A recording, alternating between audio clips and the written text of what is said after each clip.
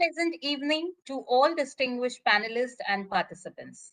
Bharati Vidyapeeth Institute of Computer Applications and Management BVI CAM, in association with Computational Intelligence Society, CIS chapter of IEEE Delhi section, Computer Society chapter of IEEE Delhi section, Technology and Engineering Management Society TEMS chapter of IEEE Delhi section, System Man and Cybernetics SMC Society chapter of IEEE Delhi section, Communication Society of IEEE Delhi section, Consultants Network Affinity CNA Group of IEEE Delhi section, Life Member Affinity LMA Group of IEEE Delhi section, Inter-Society Relations IRS Standing Committee of IEEE Delhi section, Industry Relations and Special Interest Group on Humanitarian Technology Site Standing Committee of IEEE Delhi section, with the Associations of Computer Society of India, CSI,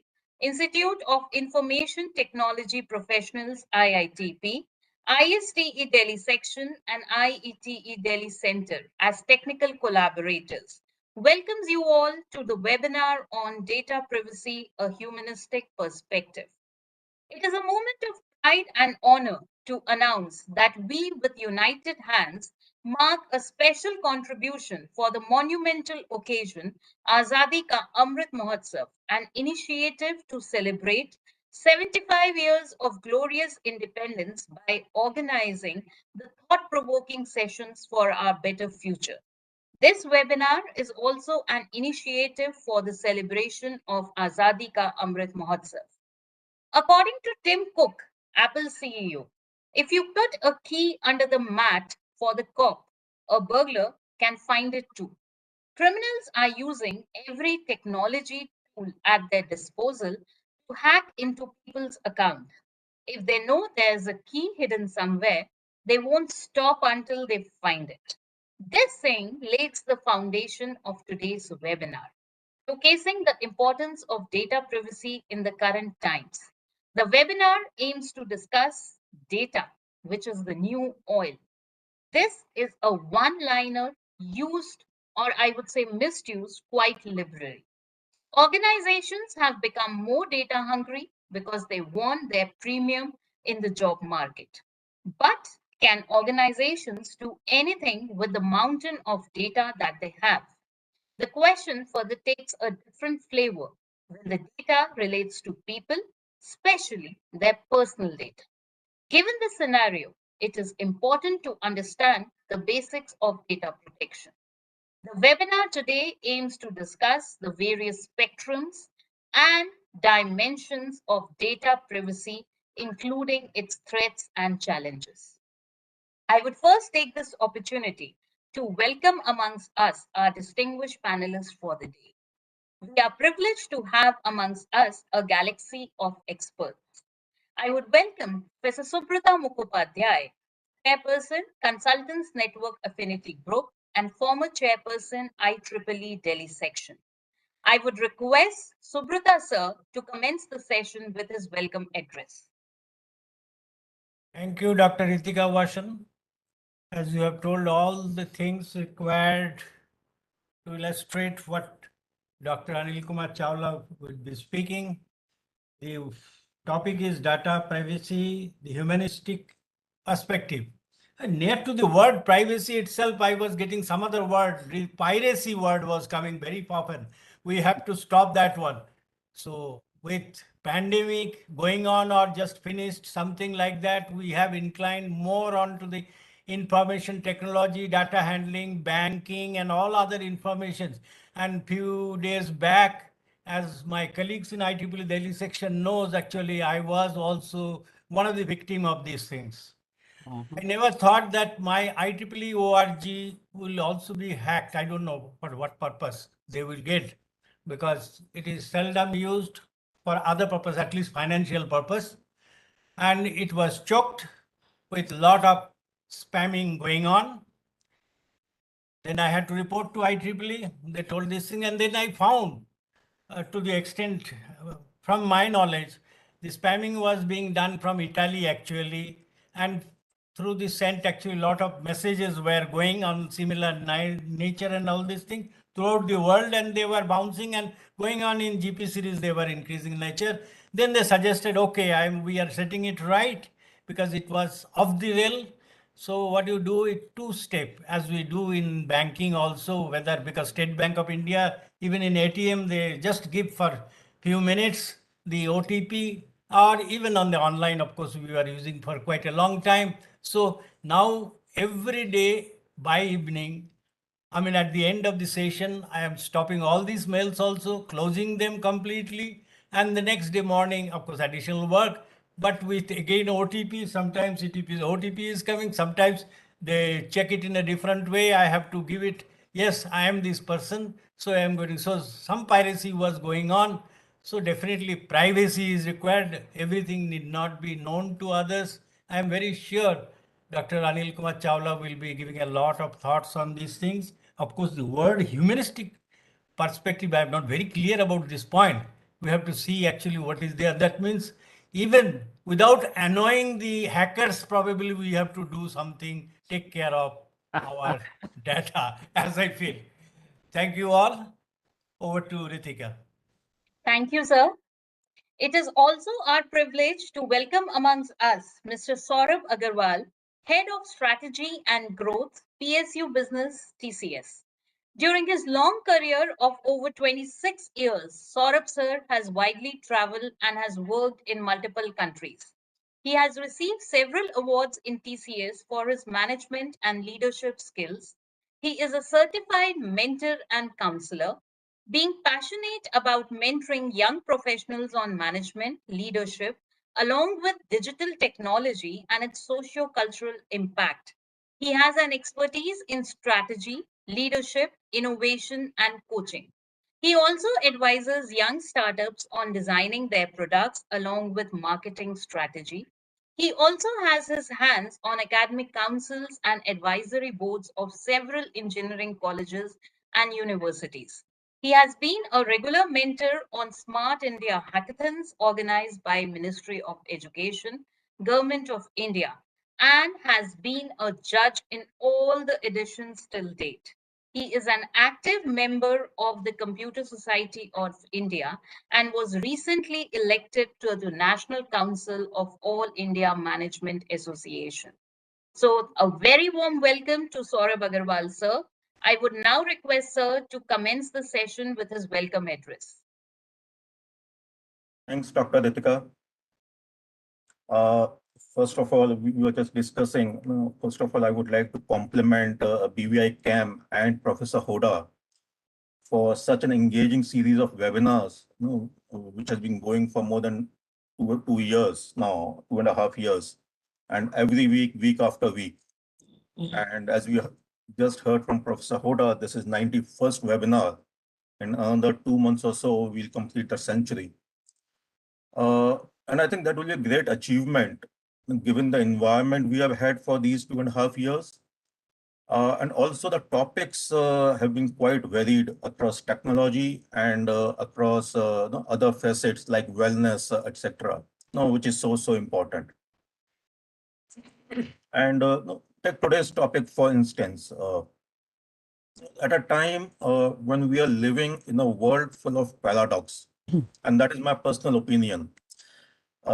We share each and every part of our life on social media. What time do we wake up? What we eat for breakfast? Where do we go for vacation? Where do we party? Who all are our closest family and friends, family members, friends. We share that and all and more on social media. But we also expect privacy for ourselves and of our information, which at the first place, we may have shared it ourselves. So I see that as a little bit of a paradox and a struggle that is in the society where we ourselves are sharing information and we want protection against misuse of that information.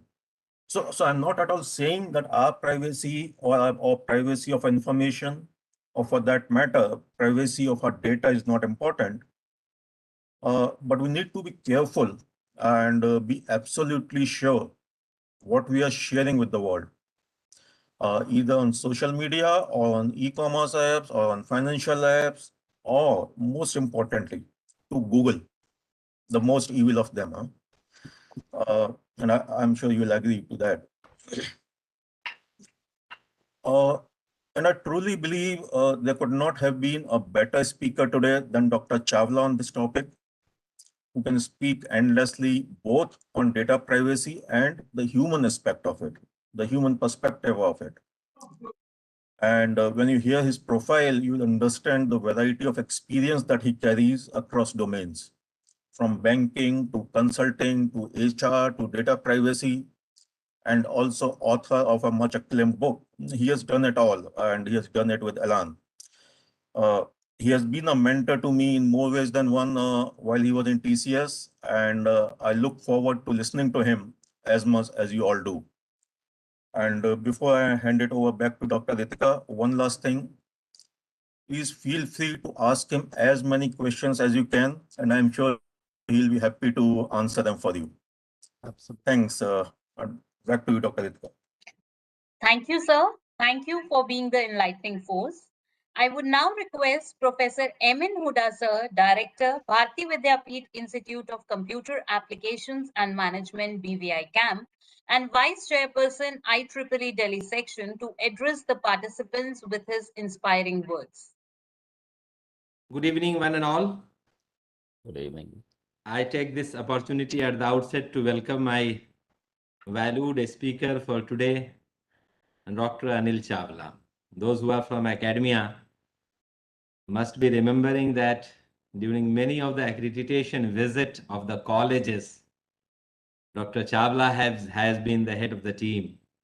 And not only for the purpose of assessing the institution, rather he has been a facilitator to many of the heads, many of the teachers, including me, that how an institution can be built.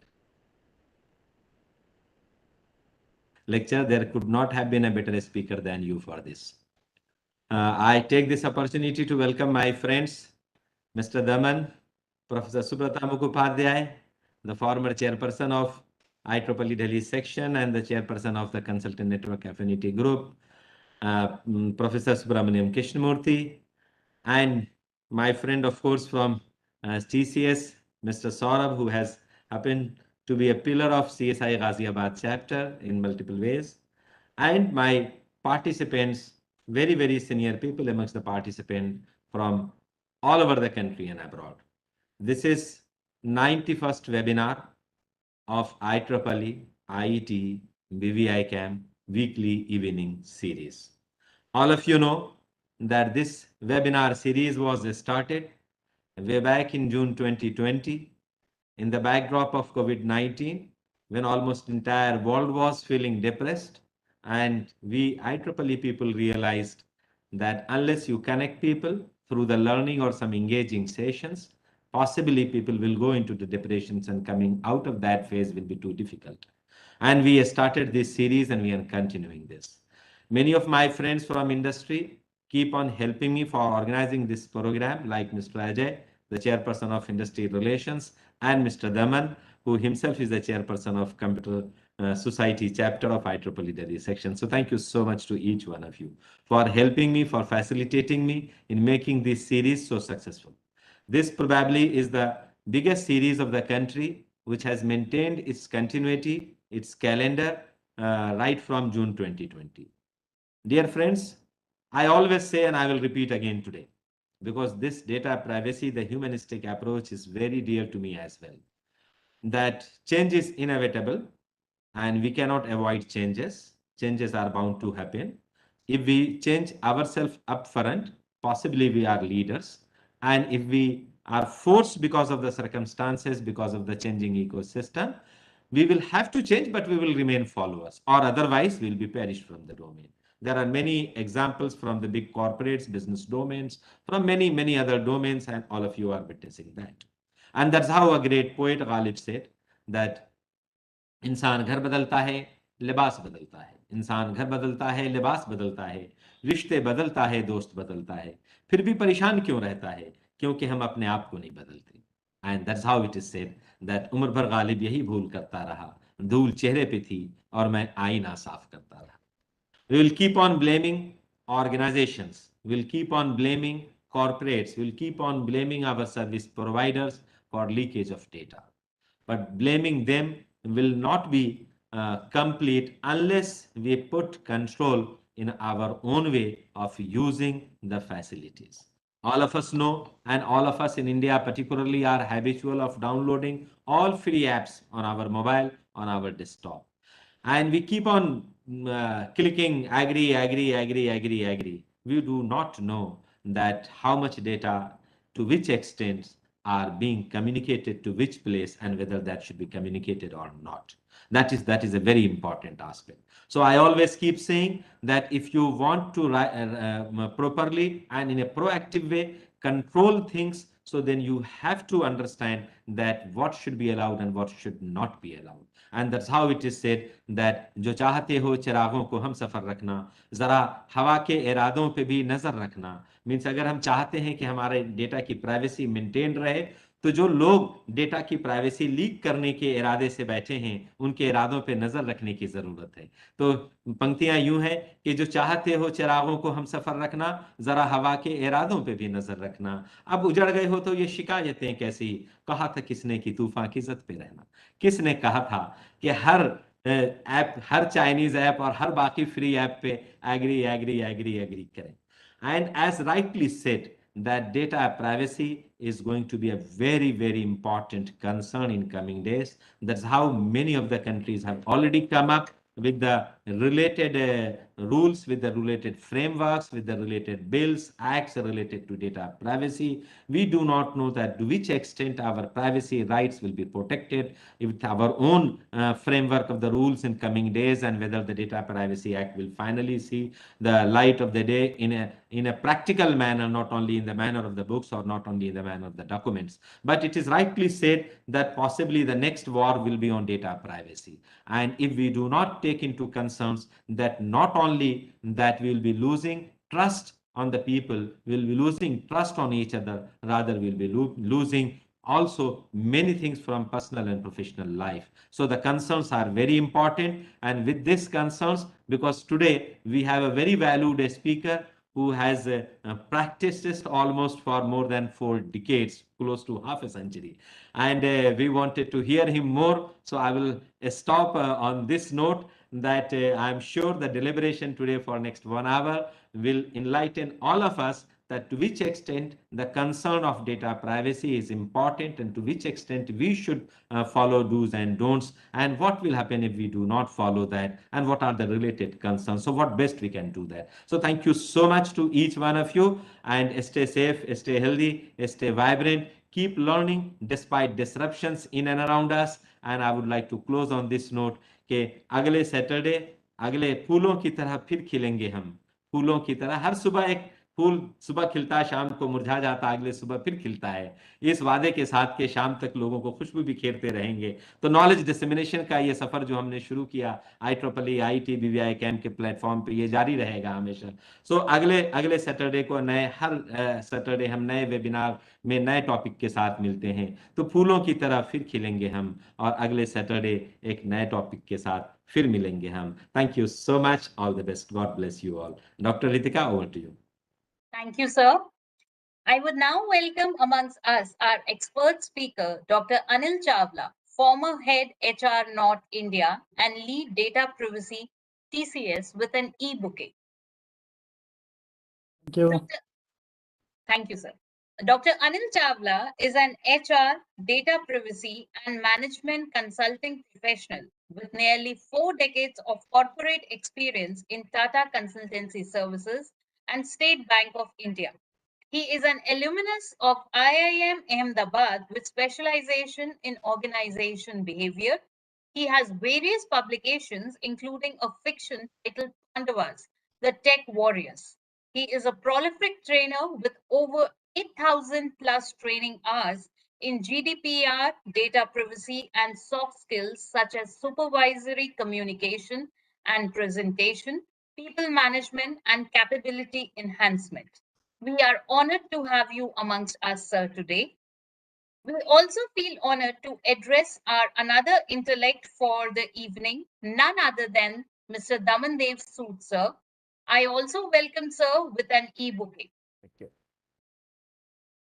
With over 37 years in the industry and over 18 years in resilience domain, Sir is a certified international and corporate trainer with over 10,000 years of training and teaching experience. In his professional journey with corporates like TCS, Zansa, Continuity, Resilience City Innovates, Sir has played various senior and executive roles like principal consultant, group head, practice head, COO, CIO, VP, board member, etc., and is currently working with EY as Program Director Operational Resilience. Sir has traveled and worked in over 20 countries and is a speaker and author of 3 books. The fourth one is already underway. Sir has served various clients in sectors like government, IT, banking, financial services, insurance, telecom, etc. On his journey, he has also won multiple national and global awards, including Global Outstanding Leadership Award 2021, BCI's Business Continuity Manager of the Year Award India 2009, BCI's Merit Global Award 2012, BCI's Continuity and Resilience Contributor Award, Middle East 2020, DRI's Lifetime Achievement Award, and many others to his credit. He has also been inducted into the BCI Hall of Fame. Not only this great visionary spends considerable efforts on his uh, pro bono work also, in which he is mentoring with IEEE, Mentorcard, Camewise, etc. He is the chair of Computer Society chapter, chair of the standing committee, IEEE Delhi section, and IEEE ambassador. I welcome this great intellect to this session today. And Thank you I very much. now request Chawla sir to kindly start over with the session. All right, thank you. Thanks. So many luminaries. Thank you very much for inviting me today. There was a reference to the hacking of IEEE.org. Why? I mean, the real thing why an organization like IEEE hackers may try to hack the site is very simple. Rather than telling you straight away, let me just go back in time when a few years back, Facebook acquired WhatsApp for a staggering sum of $19 billion. And at that time, WhatsApp had employee numbers such that each employee was valued at about $500,000. Each employee valued at $500,000. Now, Facebook guys were not stupid that they paid this kind of sum, $19 billion, for acquiring WhatsApp. What do you think? What is your guess why they acquired it? They acquired it because of the data that WhatsApp had.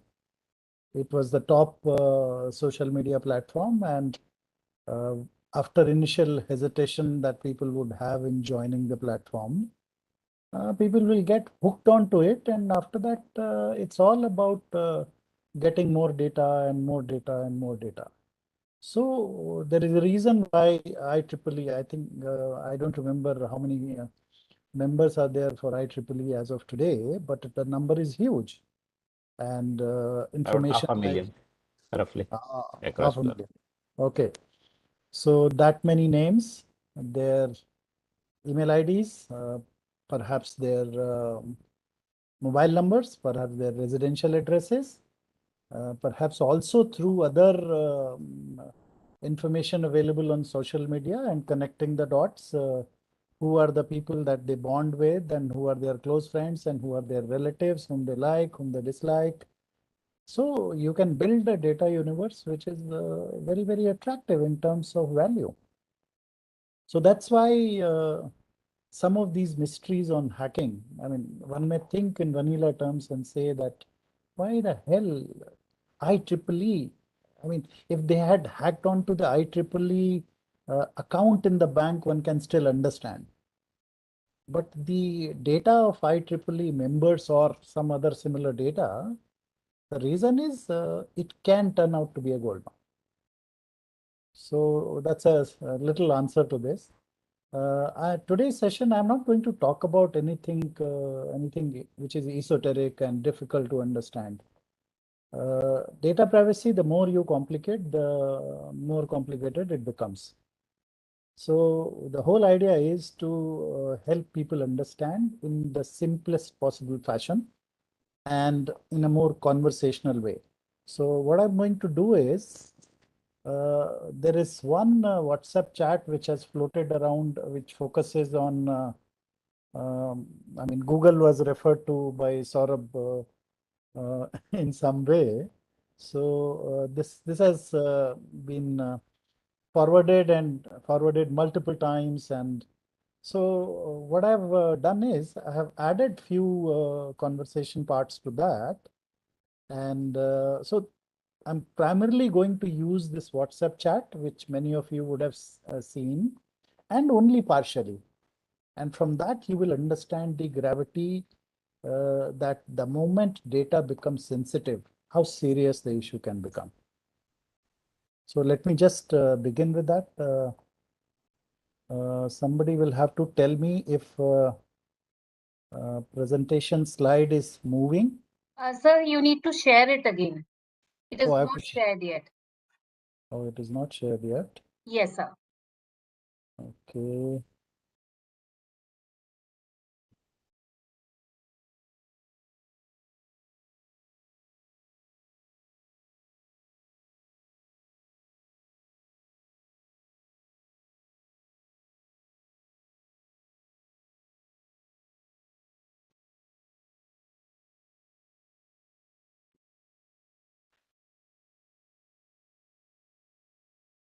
Is it visible now? Yes, sir. Sir, you can put it in slideshow mode. Yeah, that's what I'm doing. Yes, sir. It's fine. Absolutely. Okay, and tell me if the slide moves. Yes, sir. Yes, sir. It's moving. Okay, great. So the contents are, in brief, data, the new superpower. Some provocations will be there, and there were some question marks on what is the humanistic perspective on data. So I'll give a flavor of that and some useful things for people who are participating in this session.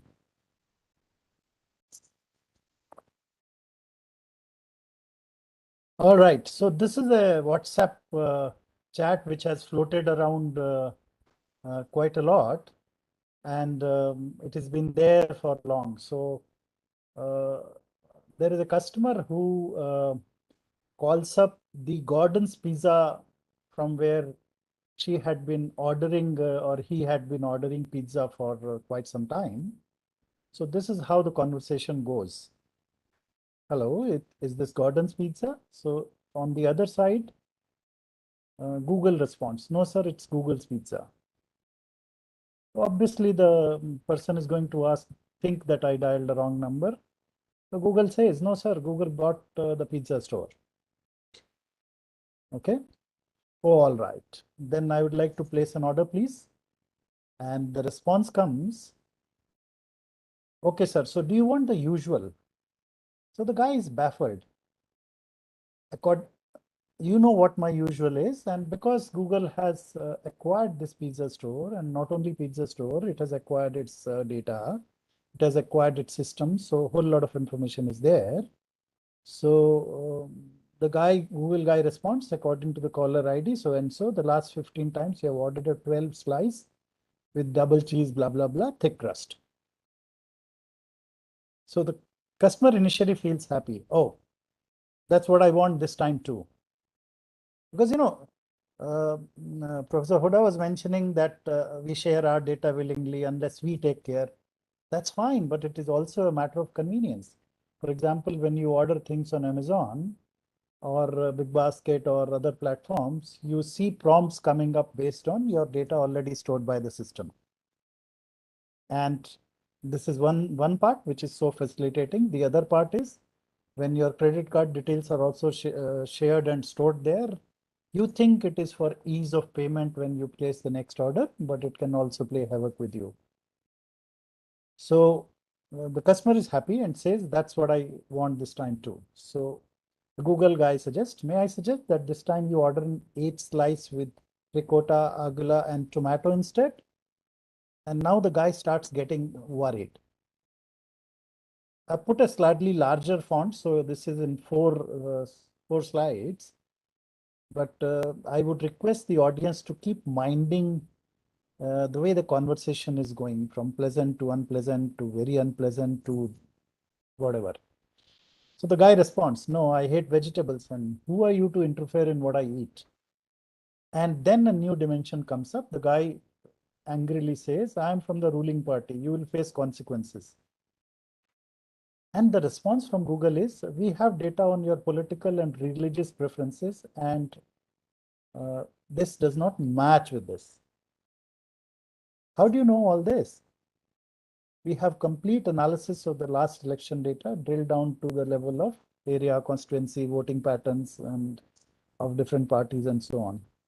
Now here, just take a pause for a moment and think what happened in US elections few years back when Mr. Trump won, how the campaign was handled, how brainwashing was done based on the ethnic origin, the locality that you are in, your specific needs. And in fact, there was a company called Cambridge Analytica which masterminded this campaign. Ultimately, it closed down. Its CEO was sacked and it filed for bankruptcy. But within I think a month of filing for bankruptcy, the guy got another job at double the salary. So the organization filed for bankruptcy. The CEO was in great demand because people want to do this kind of stuff.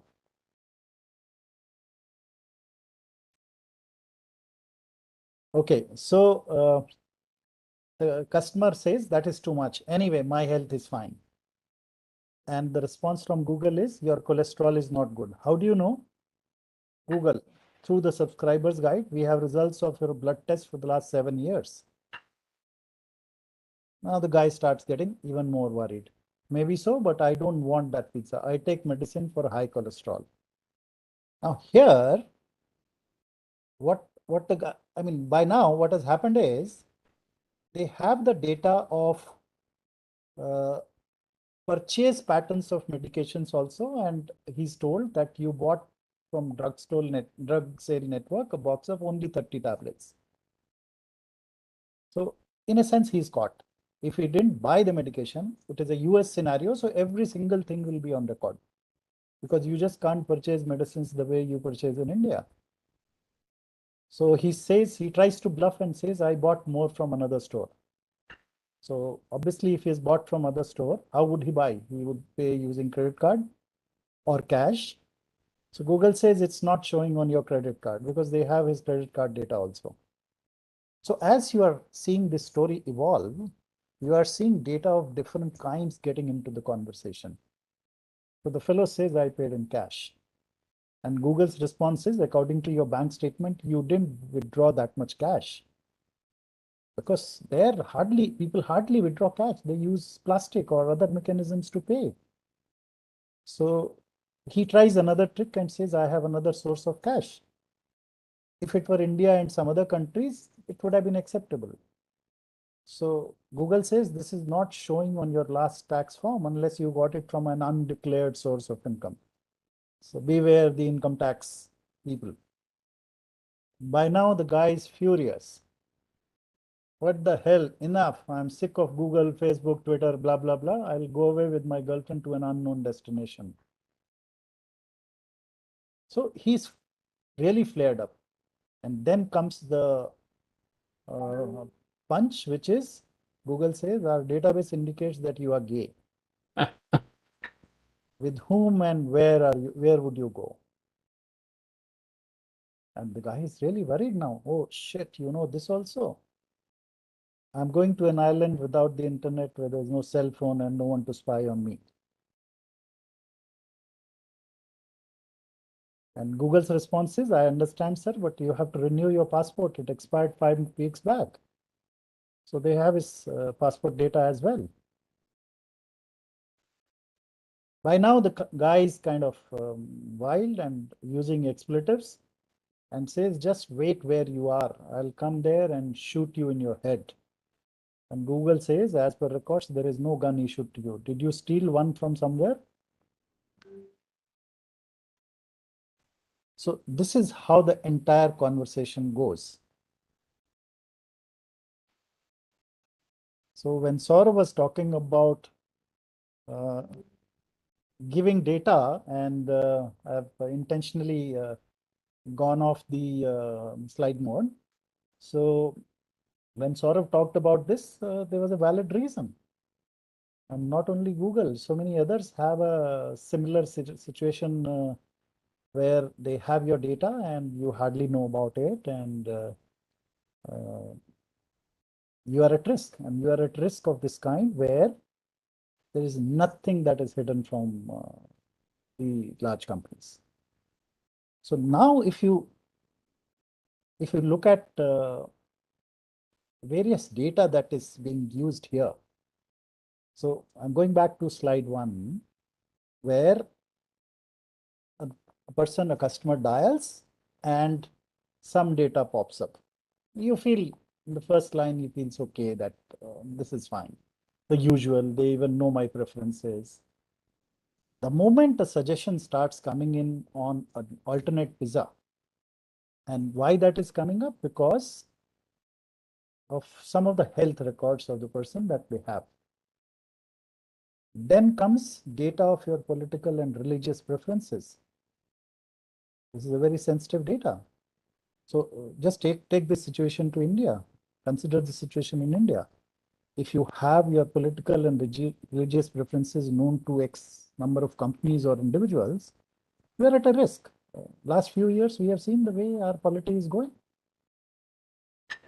Then comes the election data and whom I voted for.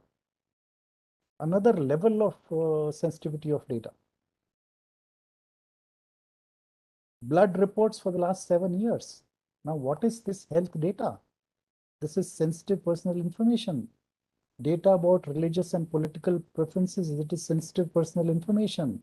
Whom I voted for, it is sensitive personal information. Previously, they had the credit card details, etc., bank account details. Those are financial. I would go to the extent of saying they are not sensitive. They can cause you at the most a financial loss. At the most a financial loss. But data such as, for example, you are gay, or somebody, I mean, from a health perspective, if we take somebody is HIV positive, assume that this information goes in public domain. What are the consequences? You never know. Person may harm himself, herself, may commit suicide. So when you look at a variety of data, a lot of people get worried about their financial data. But financial data in the data hierarchy stands at some place, important place, but at the top will be which is going to harm the person, which will be typically the health related data, SPI, sensitive personal information, religious preferences, and stuff like that.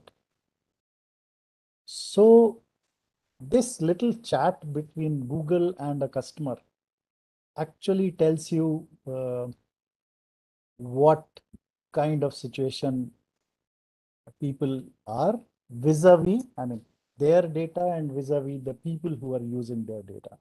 So hardly any of your information is safe. So this was just to give you a flavor through a very simple conversation. And if you continue to think, you will realize that, okay, there is some very simple data about me, my contact number, from where I'm calling, maybe my address where the pizza will be delivered and all that. It starts becoming more and more sensitive and serious. And some of them are really, really worrisome.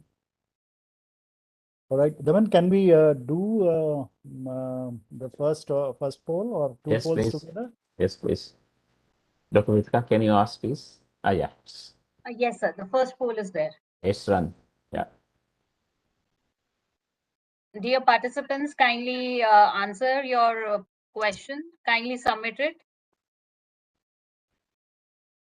And I guess they have 20 seconds to do that. Yes, sir. And please don't ask Google. It may misguide you.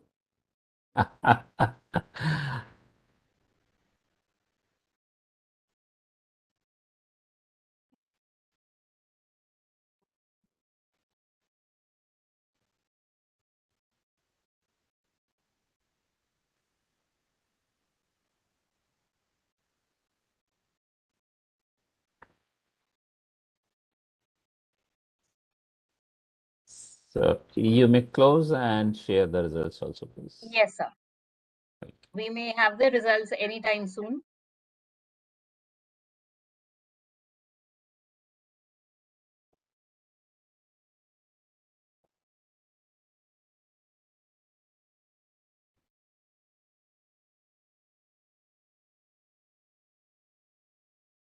The poll is already closed, so we'll have the results anytime soon.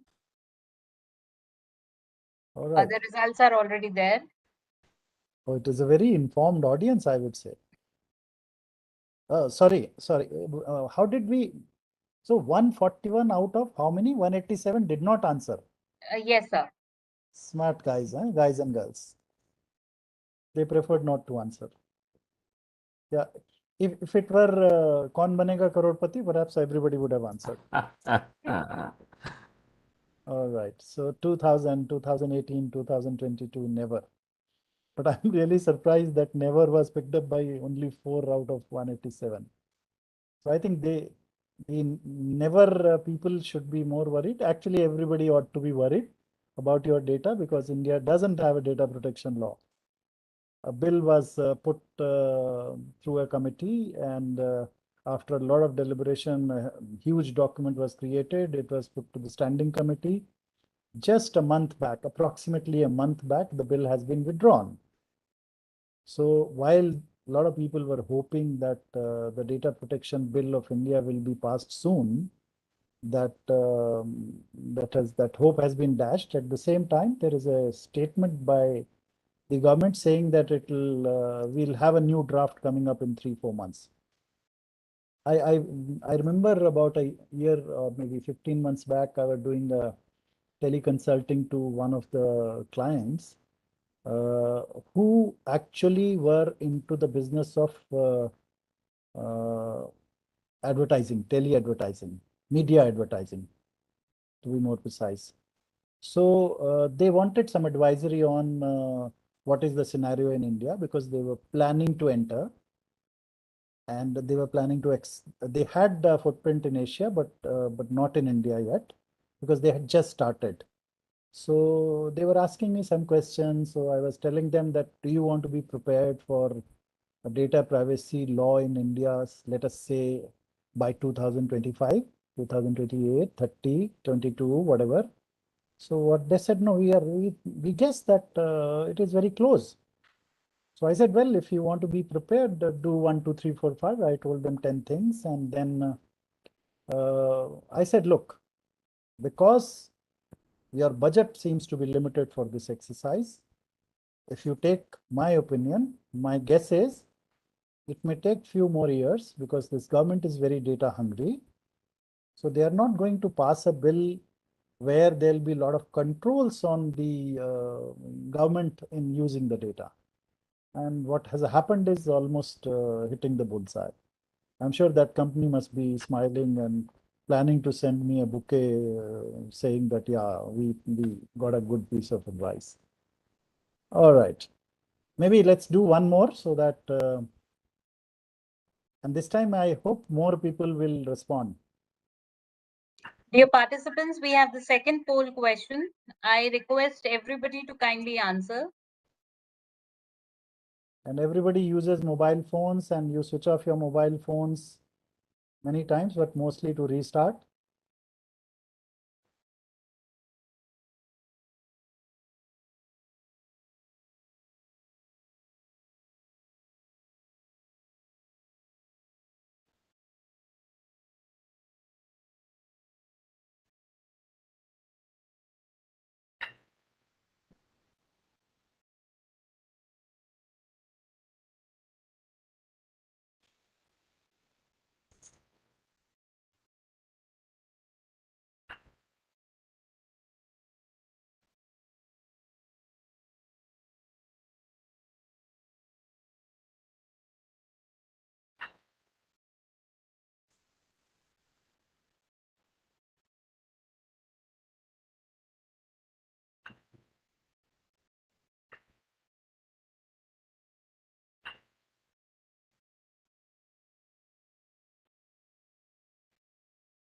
We have the results. Okay. I'm very happy. So if your mobile phone is switched off, your location can still be tracked. So don't be in that false hope that, oh, I have switched off my mobile phone and nobody can track me now. Good number of people have answered and the participation has also increased. Good, good, good. I'm happy. Maybe we'll do the remaining polls again. And let me just see if there are any questions on the chat box.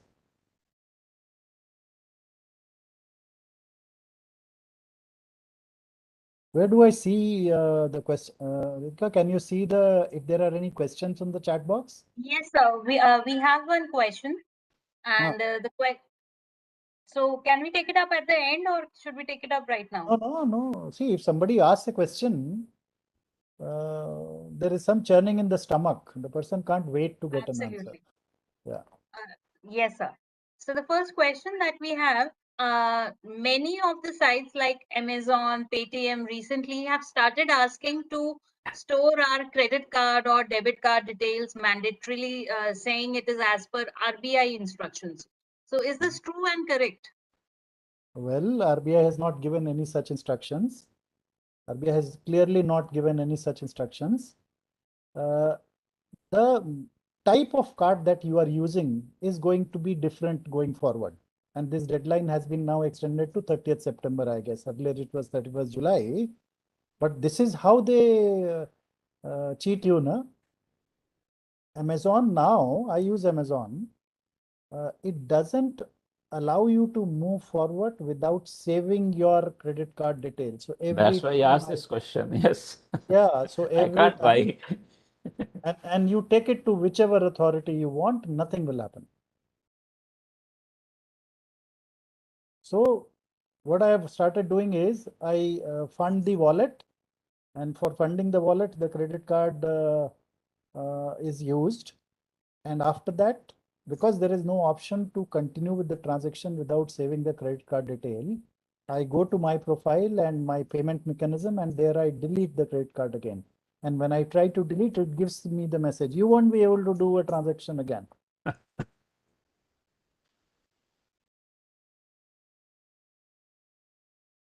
Okay.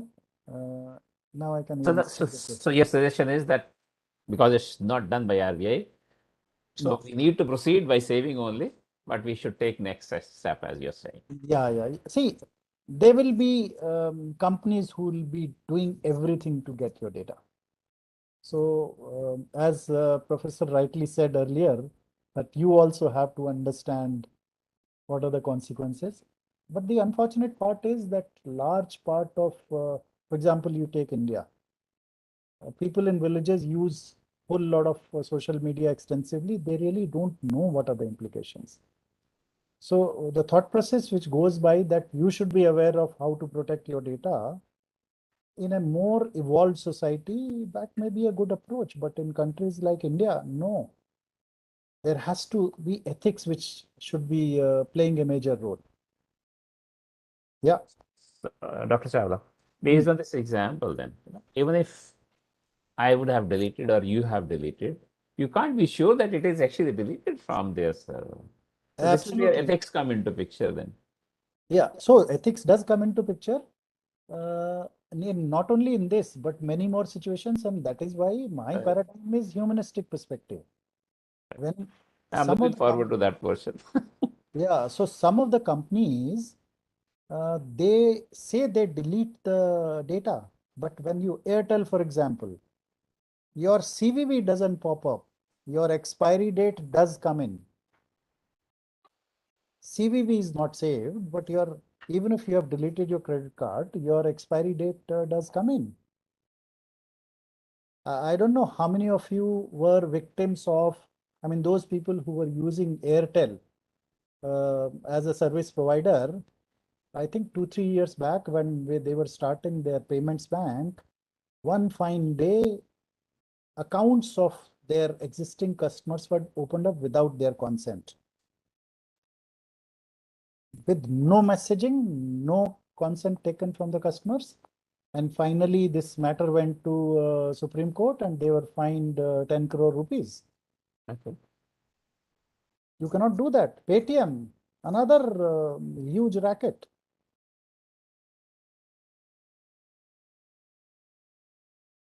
So there are a lot of data hungry companies. Some operate ethically, some don't. Okay. So let's close this polling. I can just close this, right? Or somebody else will have to close it?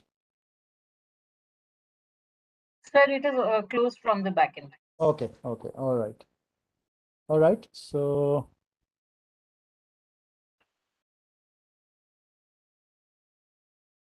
Professor also mentioned earlier regarding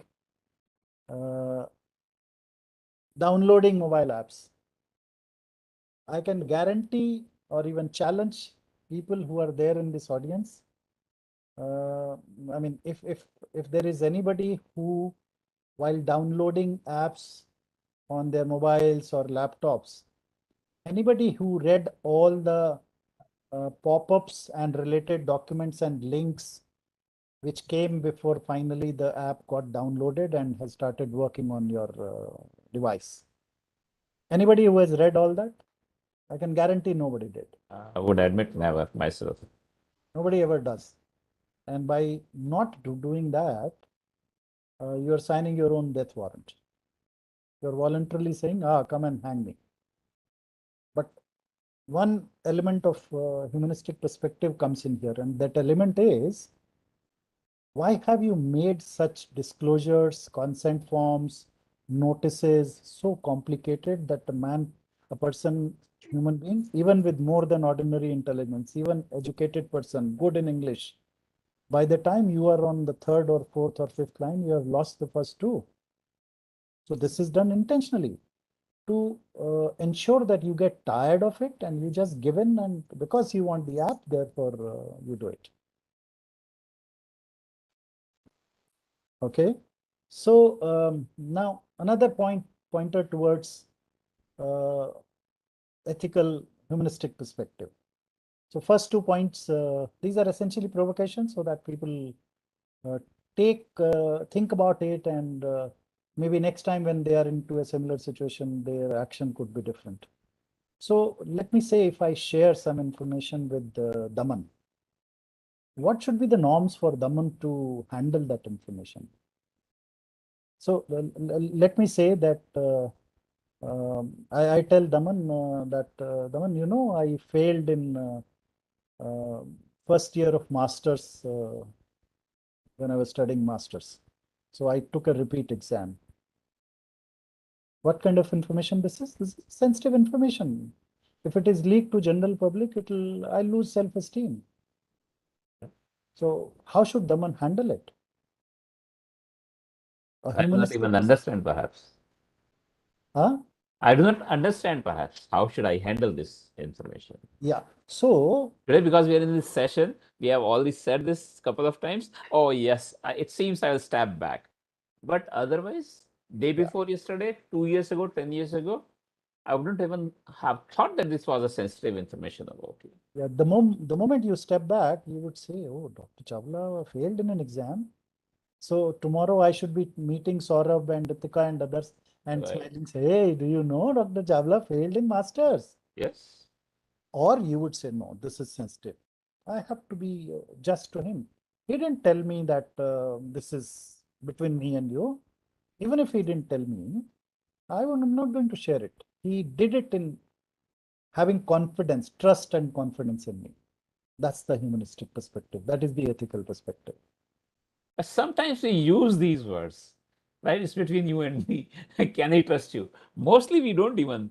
So I may say, you didn't tell me. Yeah.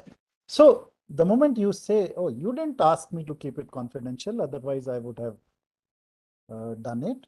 So there is a compliance view on data privacy, and there is an in-between view. You are taking that in-between view. Right. Compliance says, are you compliant to the law of the land? Are you compliant to the legal requirements?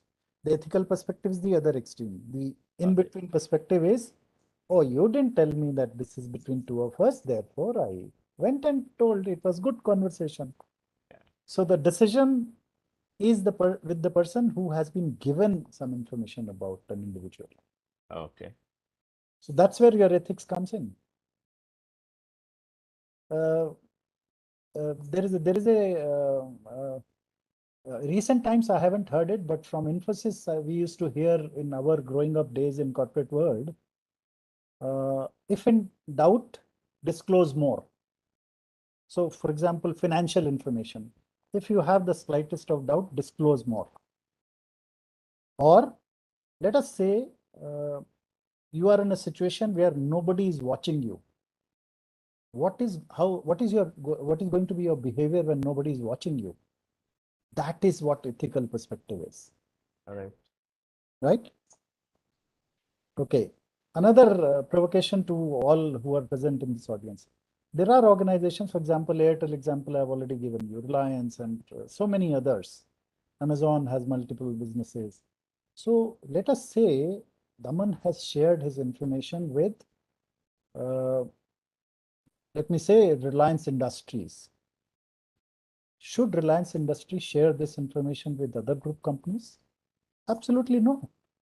This is ethics at the company level. If, for example, they believe that they want to market products and services to Daman of other companies, they should take Daman's consent. They should send back an email or a communication to Daman that we have this information about you. Are you okay that we share it with the following companies in our group? Who will use it in the following ways? Absolutely good. But do they really do it? They don't do it. Information just flows across companies. So again, this data gets shared. Is it right? Absolutely not. From an ethical perspective, no. In this case, it is not even right from a legal perspective. So there is an in-between technique, or I would say crooked way, that has been discovered. Some of the companies who want to show to the world that they are more kind of taking care of their customers, more than others, they may send you an email that we have many other companies who have following range of products and services. So we'll be sharing with them, and there's a long text, 1 page, 2 page. At the bottom, a line which will not be visible to you even when you scroll 3 times will be, if you do not want it to be shared, please click below. Unfair. So you're just trying to be getting your end goal achieved through a crooked mean. Again, a good flavor of ethical perspective. Companies which use third parties. So there are vendors, for example, let us say if I were invited by Reliance for a talk on data privacy. So typically they will ask, should we send a cab for you?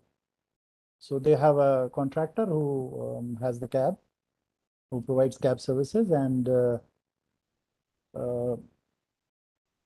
so my mobile number, residential address, etc. have been provided to the cab detail. Driver picks me up. Company gives it to the driver. If there are 2 changes in the driver, the data keeps flowing. It recently happened with me. That's why I'm quoting it.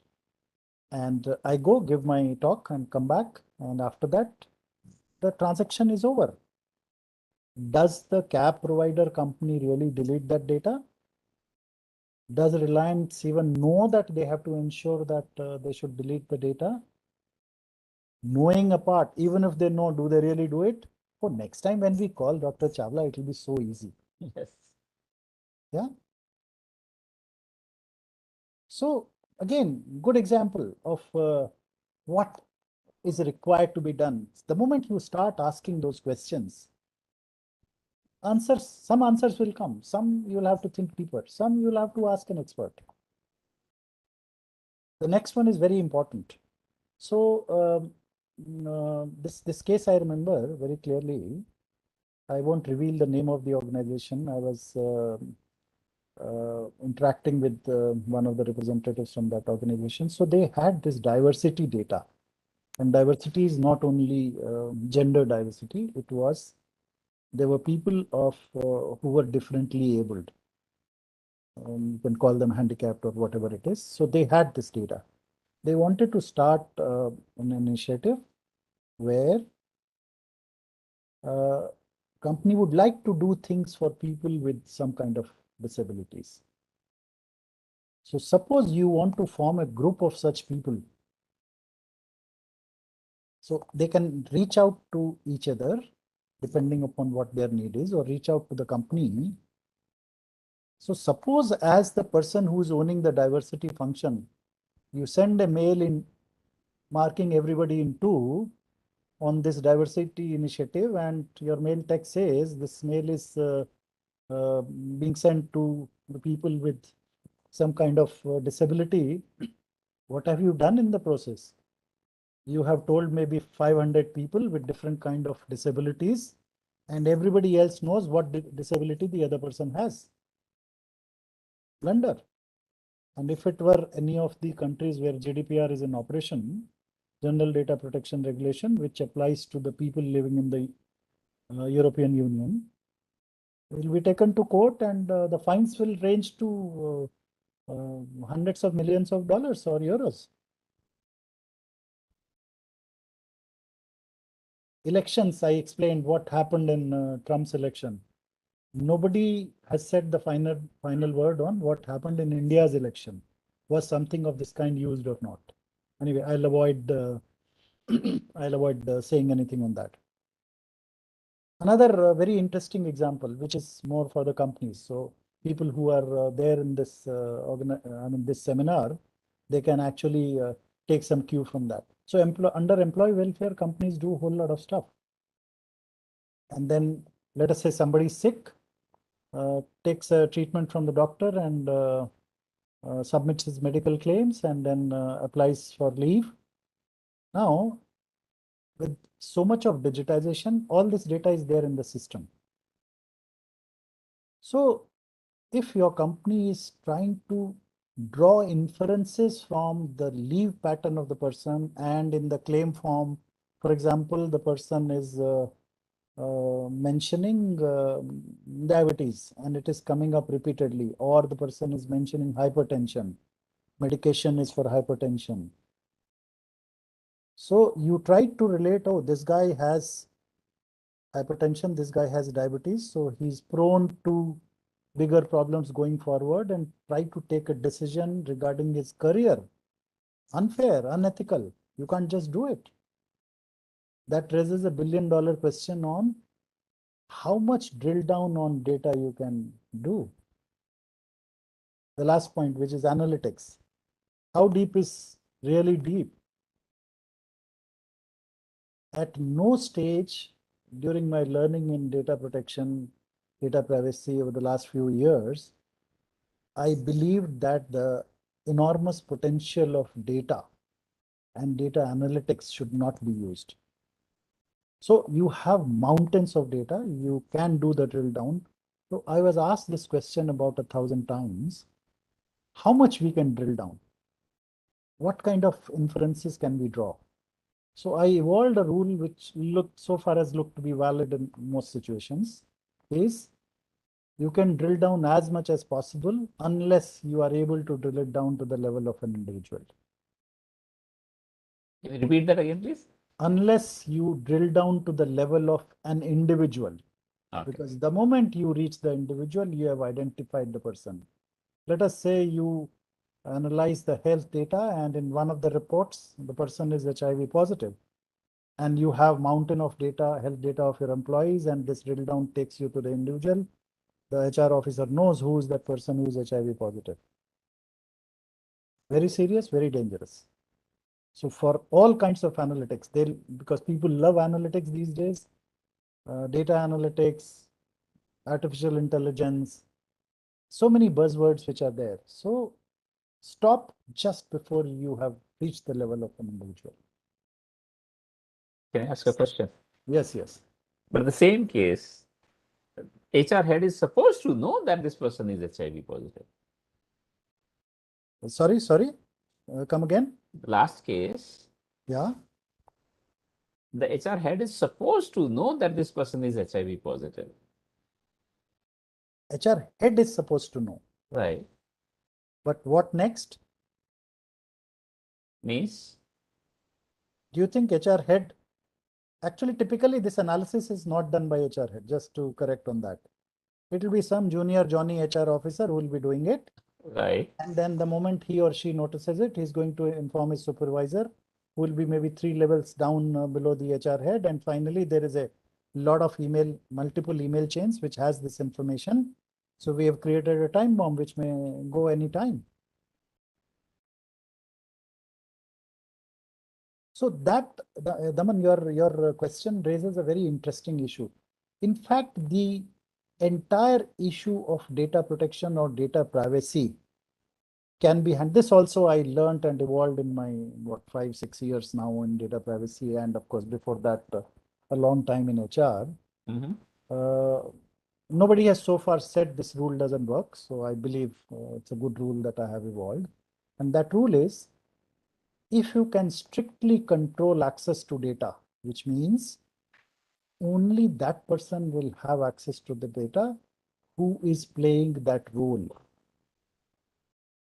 For example, let me take an example from an HR perspective, which will be very simple for everybody to understand. So let us say there is a person who's handling welfare, the welfare officer, and there is a person who's handling performance management. Should the person and performance management girl has performance data of the employees of the unit? Should the welfare officer have access to performance data of the unit? The answer is an absolute no, because he has nothing to do with it. So you are essentially linking to accesses to roles. If you can control it strictly, none of the data privacy laws can be violated, because when does the data protection law, for example, GDPR or PDPA or whatever, there are so many laws there, California protection law, when they get violated, when data gets processed. Data at rest never poses a problem. If there is a data in your organization which is not being touched, it never poses a problem. The moment it is touched, which is also, I mean, data processing, touching means data processing. Right. Touching is one aspect of data processing. Data deletion is an act of data processing. So through access control, you can ensure compliance to every single law in the world on data protection, but it doesn't happen in reality. So the performance management person will move to some other role, maybe take his or her laptop, and the data still stays in that person. And that person maybe now is into a recruitment team. Doesn't have to have performance data of the employees, because our mechanisms in our organizations are not such that they can control data. So managing data protection through access is very, very difficult. So that's why I would say I wouldn't rely on this as the single method. Okay, so shall we do one more poll? We are at 7:11. Sure, sir. The next poll question has already been shared. Yeah.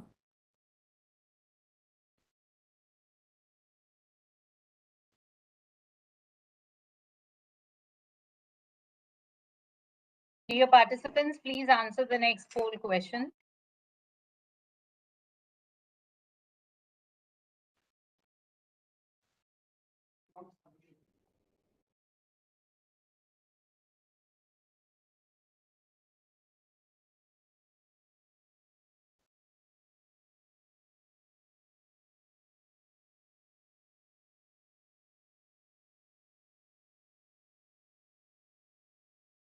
Dr. Ritika, I was typing a question. It seems it has gone as an answer to someone's question. My mistake in that. Just check it, sir. Doesn't matter, Daman.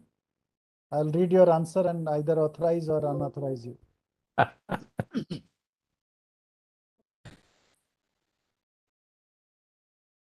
So my apologies to that person also, please. Sure, sir. in between, Dr. Yashwant Patil asked a question, non-disclosure agreement, will it be on paper only? What is legal perspective? So digital non-disclosure, accepting digitally under digital signature is absolutely valid. We have the poll answers also. Okay.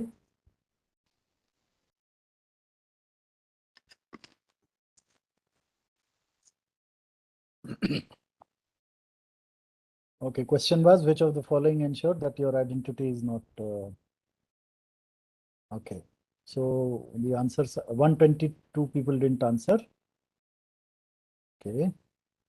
So encryption and giving a token, tokenization is giving a token to a particular data. So these answers are obvious that they will not ensure that your identity is not disclosed. So when you pseudonymize, which means Anil Chawla may become ABC, this process is always reversible using the appropriate keys. But when you anonymize the data, that process is irreversible, which ensures that your identity is not disclosed.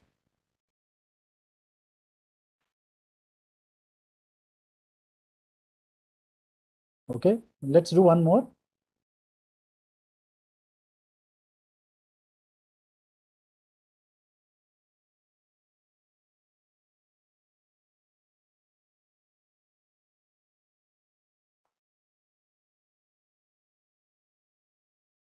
So dear participants, we have another poll.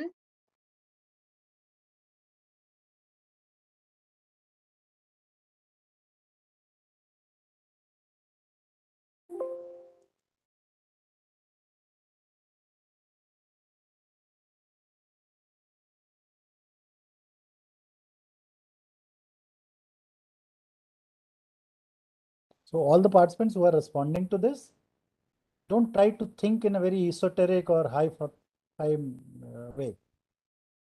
Adopt simplicity, you will get the right answer.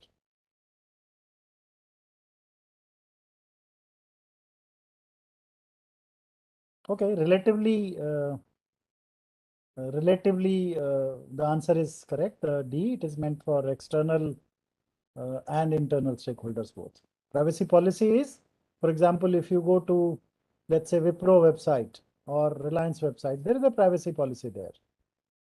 You will look at various tabs and mostly it is given at the bottom so that nobody reaches there. And only somebody with a keen interest actually goes there and reads it.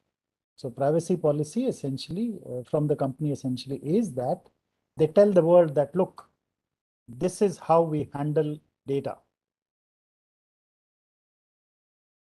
It's a fairly longish kind of document, should be actually worded in a very simple fashion so that everybody can understand.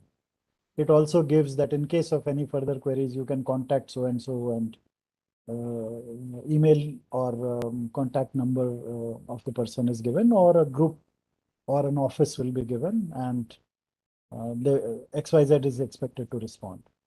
So that is what privacy policy means. We can close this.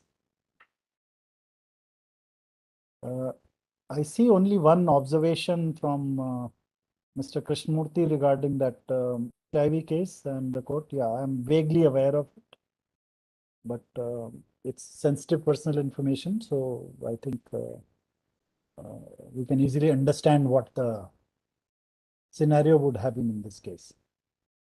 Okay. There are no more questions. Am I looking right, Daman? So Dr. yes, sir. So we have a question. Another question says, since data privacy law is absent in India, so does sharing of unauthorized data by companies and individuals is at best unethical, or it is not criminal? Where is this question? I can't see it. It's there in the question answer panel, actually. It's not there in the chat window. It's in the question. Okay. So data protection law, yes, there is no data protection law in India. There is one IT Act of 2000, but that is, toothless tiger kind of law. It applies in very limited condition. So the only recourse is you go to the court, and you may have to wait for your lifetime to actually get a decision. Absolutely. But sir, in that case, like in the current digital world, I would say that it is more of a necessity for an educated working professional to have this some kind of data online. In that case, what do we do as individuals to ensure the privacy of our data? Few things. Let me put them in the form of one-liners. First thing is, let us look at social media, which all of us use very extensively. So when you, for example, open Facebook or WhatsApp, the way they have guided how to ensure privacy, I mean, maybe because I've been in data privacy for long, to me it looks very clear that they actually tell you from whom you want to receive messages. There is a way to tick that you want to receive only from friends, and nobody can become your friend unless you accept that invite. So on social media, accepting invites, showing your location, enjoying in Goa, maybe husband, wife, and 2 kids, and somebody relates the data with their residence in somewhere in Rohini, Delhi, and a set of criminals which just empty the house in their absence. There have been multiple cases where people wanted to show that they have gone, the entire family is on vacation in Goa. So please don't do that. So similar things you can do with respect to your financial data. For example, I'm not saying what I'm doing is the simplest solution. It is actually no solution. It is just a precaution that I do. I do none of my financial transaction on the mobile. I do it on my laptop, where the security is much more. I follow the same principle. I didn't know it was good. Yeah. I just, my practice, I was doing that. And at any place, saving the credit card details, debit card details, etc. Absolutely no. Yeah, Don't do but it. Paytm, yes, it's on mobile and I use it. Well, and Paytm, this is a very simple advice. Even if you don't agree, many times they have linked your account number. Okay. You haven't consented to opening the Paytm bank account, it has still been opened. So if you are linking your UPI or Paytm with a bank account, ensure that the maximum balance in that account is such that if you lose that money, you will still be smiling. Okay, but it is charged from bank. It is charged from bank. So far you have been lucky. Yeah. Yeah. Okay. So let me just prompt people to do one thing. I don't know if there are people in this group who actually invest in stock markets. I don't. You don't. So for those people, so there is a very decent initiative that Z Business is a Hindi business channel. I watch it quite regularly. So they did a very good program on, that program was titled as DMAT Mein Daka. So how the fraudsters, they siphoned away crores of rupees from people's demat accounts, sold the shares, bought some junk shares, and how it happened. The various episodes of this are available in YouTube. So please search DMAT Mein Daka. So there'll be so many episodes, and watch one or two of them, then you will really know what to do. For example, if you receive a link, I hope everybody in this session knows what not to do with the link. Or if you receive a call, for example, the ad that Amitabh does for RBI, that receives a call and आपको एक link आया होगा और फिर आप उस link को click कीजिए और एक OTP आएगा. So with one OTP, havoc can be done. So don't share your OTP with anybody. So even if you don't invest in stock market, just watch this. It'll be an investment of maybe 1.5 hour total, all episodes put together. Maybe even after first episode, you will know that, okay, I don't do this, but I get my lessons from there. DMAT Mein Daka. DMAT Mein Daka. Initially, when I when I saw it, I was shocked. But then the moment I understood the modus operandi, it was so simple. A fraudster logs into the account, changes mobile number and email ID, and is able to control the account fully. So suppose someone's demat account and bank account, your existing mobile number and email ID becomes of somebody else. And let us say your stocks are sold and junk stock is bought. So the message will go to which mobile number and which email ID? That fraudster. So you just siphon off all the money. I'm not saying start investing in stock market. That is, I'm nobody to advise that. But I thought this program had lessons for people who do and people who don't. Okay. Any other questions in Q&A? Yes, sir. We have a few more questions. The first question is, kindly explain the difference between pseudomonization and anonymization. And is pseudomonization safe? Sorry, pseudonymization and anonymization, they are not same. When Yes, you sir. pseudonymize, I gave an example that Anil Chawla becomes XYZ. That is pseudonym, giving me a pseudonym. Anonymization is jumble of Anil Chawla in such a way that you cannot reverse the process. Yes, sir. Have I answered? Yes, sir. Okay. So another question we have, how safe are the banking apps that we download and use? Say I have an ICICI bank account and I download their app to perform my transaction. So how safe are these apps? Well, very subjective question, and I will prefer not to. I don't use them on my mobile. I haven't downloaded any of the bank apps on my computer as well. So, you know, they promote quite a lot. They will give you some reward points and all that. I tell them get lost. I will do it conventional browser-based transaction. But people of the young generation, they do it. You know, when you do that, Google always offers to save your password, correct? Yes, sir. The moment you say yes, you know, you just lose your mobile, and let us say you didn't have a password, secure enough password in your mobile. Let us say you had an auto lock of 5 minutes. In between, somebody just gets it, and after that, I'm sure you know what can happen. Absolutely. Next question. So those are the questions we have for now. Okay. I was about to type one, but it seems panelists cannot ask questions. Panelists can only answer questions. That's why the earlier mistake happened.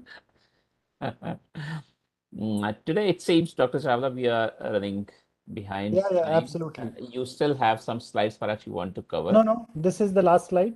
All right, okay. So question in mind was, we would have loved to know the story of data from you, which means from cradle to grave, the creation, the storage, the usage, archival, and deletion and destruction. So if you wouldn't mind, we'll request you to come again, and if you can do that, that'll be great. See, let me start from the last point. There is no grave for data. Okay. Yeah, there is no grave for data. No organization, no individual wants to delete data. Let me just provoke the audience, everybody, including you and others also. When did you last, in a planned fashion, look at the data that you have on your machine and classify into data which you don't need and delete it? When did you do it? Perhaps never. Yeah, But I do recycle bin. maintain some folders, etc. I do know what Which is little everybody more does. important, which is less important, Which, but yeah. not religiously. Right? Yeah, so which is, and I'm not referring to recycle bin. Recycle bin, yes, that is meant that you occasionally clear it. I do, yes. So nobody does it. So there is no grave for data. So if you look at this slide, maybe it is not in the order of cradle to grave, but where should the data be taken from? Is it the next slide? Is it? We have not. It has not changed for us.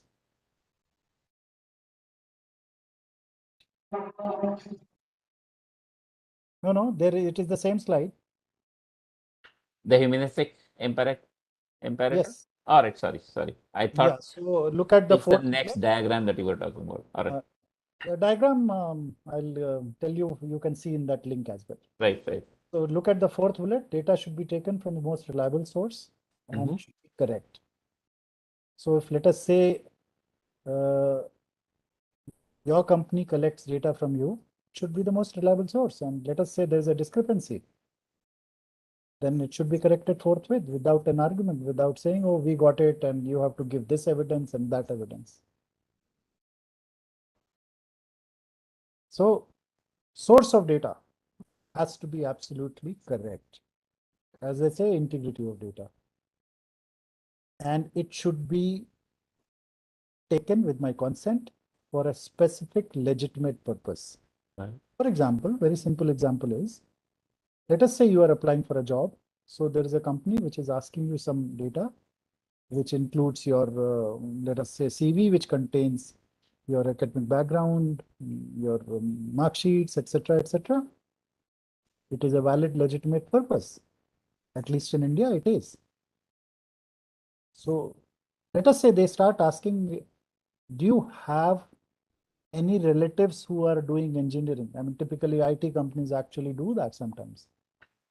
Not a legitimate purpose. The intent is though to we'll get a captive database of aspirants who could approach. So from the best source, only for the legitimate purpose, and should be used only for the legitimate purpose. And when the need of that data is no more there, the purpose for which data was collected, it should be deleted. And it should be deleted means deleted from all places. For example, you have data on your database, you have sent it to 5 people. It exists on the mail channel, it exists on the backup, it exists with the recipient. So merely you deleting it is not enough. And that's for the case I wanted to pick up actually. It's a real case with me. I say nothing is impossible in this world, but the deletion of data from all sources seems to be impossible. Or if you want to call it impractical. So it seems no one is in compliance with that, can never be in compliance with that. No, that's not correct. That's not correct. There is a way.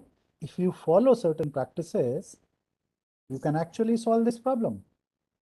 For example, I was talking about performance bands. So let us say the performance management officer is sharing data on an email with her supervisor.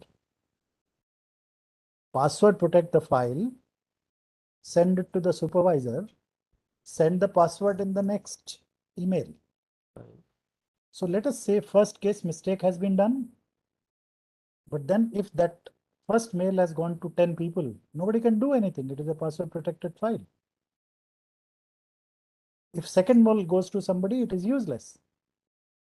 If both mails, I mean, if somebody is able to access both the mails, then we are doomed. Right. So that is why they say this kind of things you can't do in a day. You have to build a data privacy culture in the organization where bare essential, which is minimal. Sir, you will have to come back third time also then. The moment you say culture. Yeah. So It's a journey. data frugal culture. That's important. So I think on this slide only, I had somewhere I have mentioned bare essential. That has to be the data premise. You will collect only the bare essential data, absolutely essential. While what is happening in today's world is more the merrier. Jitna data milta hai le lo. Right. And we are happy to give also. Look at me, for example, especially our employers are creating a lot of data about ourselves. And especially I'm saying if I'm a fresher at that time I need job. You ask me anything and I'll give you everything. Yeah. We don't even read what is written in the again, the contract. For ethical example, we perspective just comes sign. There are 100 people behind me. HR, keep signing, keep signing. This is a 50 pages document. So that is where the ethics from the organization side comes in. Okay. Okay, one point which I think I should have set up front. No data protection law in the world applies to data exchanges between two individuals. It is organization on the one side and data subject or subjects on the other side. So when I was referring to me telling Daman something, no data protection law applies. It is only ethics and values that applies there. And that is why ethical perspective is even more important. Yeah. So it's kind of done. Maybe I'll just. We are also beyond the time.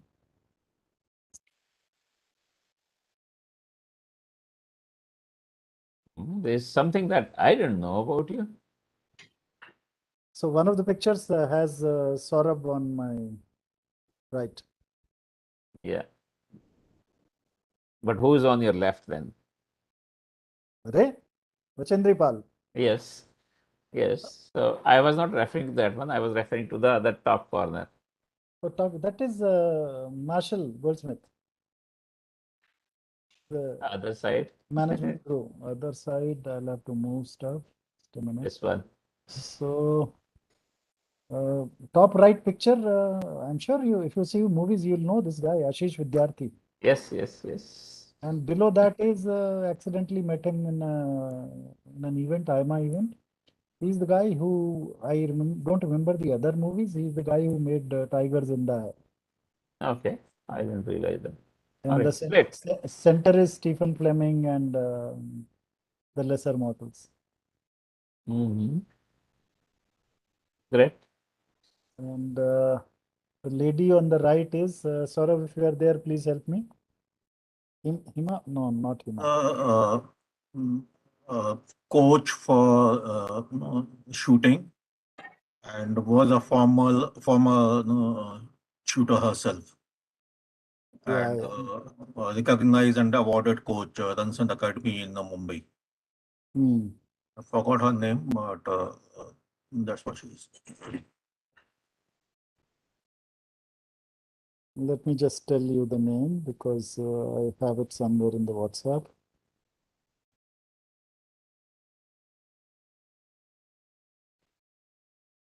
So I'm still going to ask that question, Dr. Chawla, and actually a request. Please. She is Suma Shirur. All right. Please agree to our request to come back. And there's a lot to learn in this area from you. We will look forward to. Sure. 1 hour was not enough. It's not justification to what you had to share. Yeah, so it is Absolutely. essentially a primer. Absolutely, sir. This was just, I would say, a very basic session. And even at the end, I can see a number of questions from our participants. They are still not ending. So on a parting note, before we part, I'd like to take up one of the questions which I think is important. A participant would like to know that how can they protect their parents who are, let's say, beginners in smartphone usage. So how can such older people be protected, their data be protected actually in the present times? Because as I said in the beginning also, the digital world is now something that most of us have been ushered into. So how to protect elderly people who are not, I would say, so tech savvy? They are just beginners at the smartphone usage. It's a brilliant question, and whoever asked, great thought that you have thought about parents. So very simple guidance on this is, whenever, the first time that they have any social media on their device, put all installations to the most stringent, or all privacy and security settings to the most stringent. You can't do more than that. And then maybe if you have a kid in the house, let the kids sing some or make some jingles which are in the nature of, thou shall not click the links, thou shall not accept invites indiscriminately. So let these jingles play so the elderly will understand.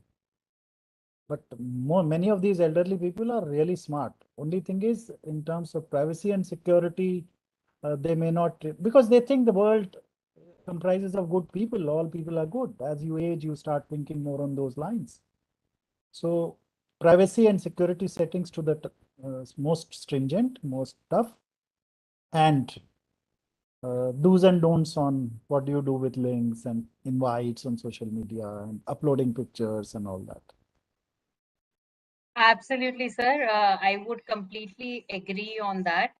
And with that, we would now come to an end to this wonderful session. But yes, we would expect to have another more detailed session with you on this wonderful topic. And with this, I would now invite Professor M.N. Huda, sir, Director, Bharati Vidyapeeth Institute of Computer Applications and Management, to kindly honor Anil, sir, with this small certificate of appreciation from our side. Wonderful. Thank you so much, Dr. Anil Chawla ji, for having made us to understand that what are the possible threats and how the vulnerabilities exist in our day-to-day system, and to which extent we can plug in the vulnerabilities. And you rightly answered the last question, that the old age people are very smart, but they believe that everyone in and around us and in the world are as trustworthy as they are. Yes. So that there probably they are mistaken. And that's how the small kids in the home can be of more value addition to them for the purpose of jingling with all these kind of things. I personally believe that this topic is so elaborate, so detailed, so exhaustive, that this 1 hour session will never ever be sufficient to discuss all detailed aspects, but we have rightly explained almost all possible vital and important issues. This certificate is not for the purpose of certification, rather for the purpose of remembrance, that you have been part of this lovely technical lecture series on IEEE BVICAM IET webinar series, which was deliberating on data privacy issues much before many of the governments who have come up or who are yet to come with the bills on data privacy. And rightly said in the beginning that the next while on which the war, probably the third war will be fought, will be the data. So we all have to be careful and protect data in a proactive manner, protect our privacy in a proactive manner. That in the beginning of this talk I said that जो चाहते हो चिरागों को हम सफर रखना, जरा हवा के इरादों पे भी नजर रखना, अब उजड़ गए हो तो ये शिकायतें कैसी, कहा था किसने कि तूफान की जद पे रहना. सो रिप्लाई हमारे लर्नेड पार्टिसिपेंट्स का ये होना चाहिए कि I have plugged all vulnerabilities. I have taken care all possible proactive measures, and now in whichever way people wanted to misuse it, let them do that. My data will not be available to them at all for the purpose of misuse or for the purpose of cheating. If in a proactive manner the people take care of that, and that's how the another two couplets for that कि मैं आंधियों की जमानत लिखा के आया हूँ. मैं आंधियों की यानी मैंने सारे वल्नरेबिलिटीज प्लग कर रखे हैं, कोई ओपन पोर्ट छोड़ा नहीं है, कहीं भी डेटा लीकेज की पॉसिबिलिटी नहीं है. तो पोएट की लैंग्वेज में कहते हैं मैं आंधियों की जमानत लिखा के आया हूँ, मेरा चिराग हवाओं के पास रख देना. So thank you so much sir with this note, and possibly we will meet again on this topic with a more detailed deliberations, so that the people should get enlightened well in advance. Thank you so much, and all the best to you from my core of heart, on behalf of IEEE, on behalf of Bharati Vidyapeeth, for having spared your valuable time and enlighten us, all of us. Thank you.